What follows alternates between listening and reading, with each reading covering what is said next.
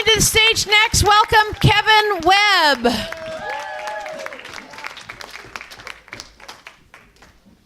Thank you. Give it up for Jan Bannister, everybody. God, she totally reminds me of my mother. Oh, yeah. Off her meds, of course. Off her meds. Yeah.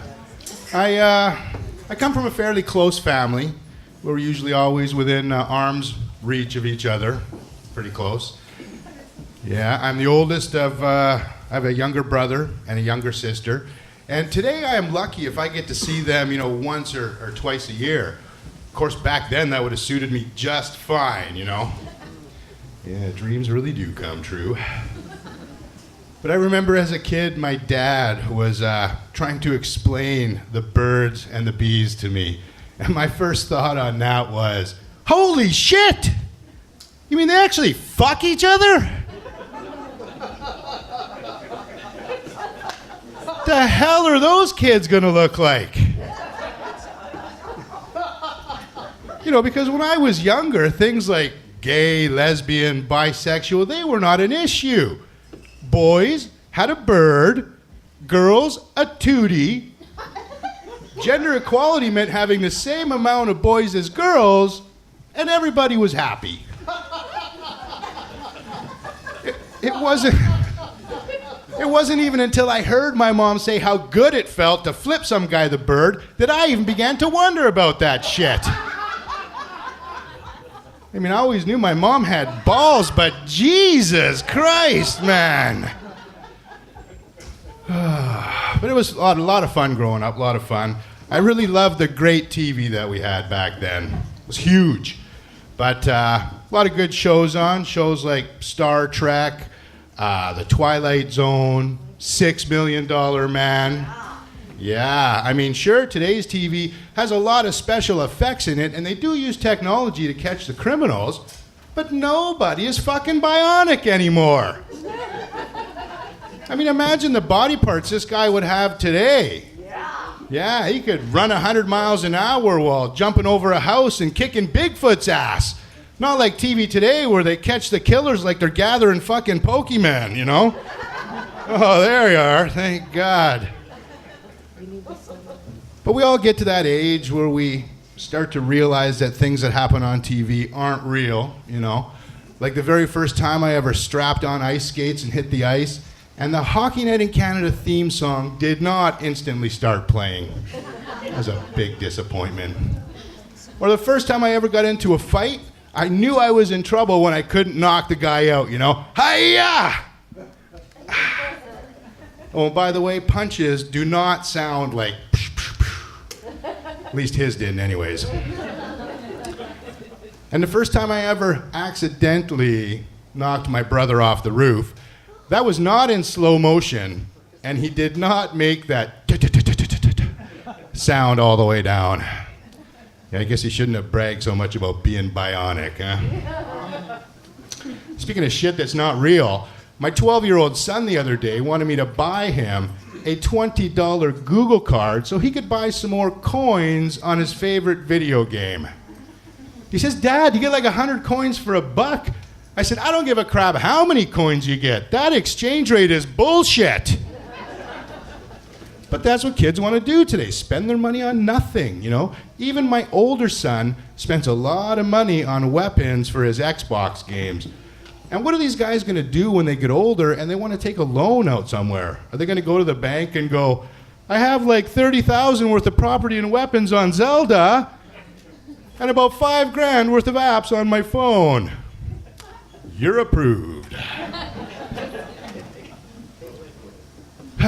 You guys having fun tonight? Awesome. So after about 2 years of dating, me and my girlfriend finally got a place together. Yeah, now she can work on me full time. Or improve me, as she puts it. But it's great. She's got me organized a little more using lists, which is great because now I don't forget anything, Unless I forget the list, and then I'm screwed. But she plans everything for us, has her day timer on the go, and up to 10 lists at any given time. which is great for me because it keeps me from doing acid. Yeah. You just can't plan a trip like that. But my girlfriend is awesome. She is beautiful. She has this sexy blue streak in her hair. I love it. It's gorgeous.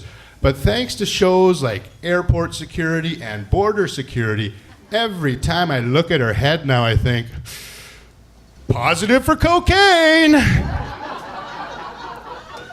Even watching the Smurfs with my kids, it's like, holy shit, they are all positive for cocaine. God, it got so bad I was trying to freebase my jeans, for Christ's sake. But she did help me out. She got rid of the blue. She kind of dyed it purple, which is great because I love smoking kush, so good there.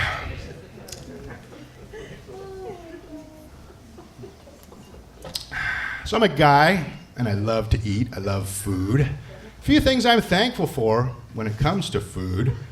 First off, I am thankful that the sloppy Joe was not invented by a guy named Dick.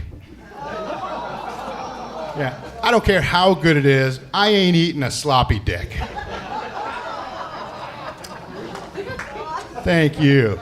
And second, you know how when you combine breakfast and lunch together, you get brunch? Well, I'm sure there's a lot of men out there who are just like me, who wouldn't eat a fucking thing past midnight if we had to start calling it Dinkfest. Yeah, just a hunch. Because men are funny that way, you know? If we find something uncomfortable or embarrassing, we either won't talk about it at all, or we'll make it sound all cool and macho first, and then we'll talk about it.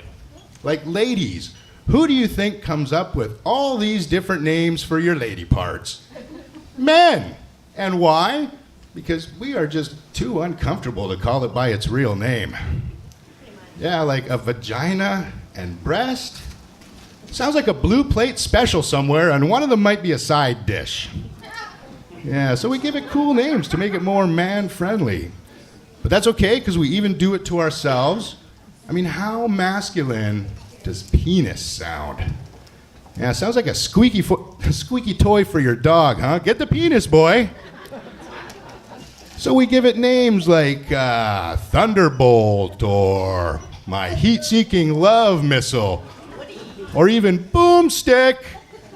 Yeah, all very manly and destructive, because, hey, it's a weapon too, right? So, but even for me, to say the word masturbate makes me feel all gross and dirty. Yet I am okay with choking the chicken, rubbing one out, or even hand soloing it. Yeah. And it's true, most guys are uncomfortable with stuff like that, and I'll prove it to you right now. By applause, how many men do we have in the audience tonight? Just the men. All right, and how many of you guys suffer from erectile dysfunction? See, we're embarrassed to talk about things like taking Viagra and Levitra. But if you give it a name like Medixadril, I bet we wouldn't shut up about it. Yeah, if it's endorsed by Black & Decker, it must be a good fucking pill. Anyways, you guys have been great tonight. Thank you very much, and enjoy the rest of the show.